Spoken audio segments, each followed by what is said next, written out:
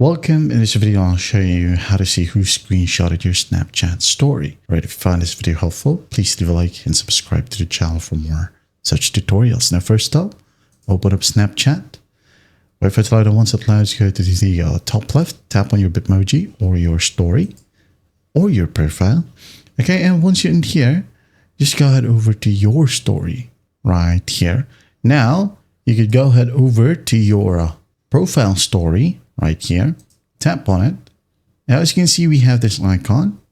So basically, this means if there are people who screenshotted your specific post or story, they'll be listed in this section. Now, what if you're trying to find the person who screenshotted right under your public profile story? All right. So unfortunately, you cannot see who takes a screenshot of your public story. Only regular friends' story. Okay. Also, Snapchat generally sends a notification when someone screenshots your story, which can be viewed, okay, in your chat feed. That is it. That is how you see you screenshotted your Snapchat story.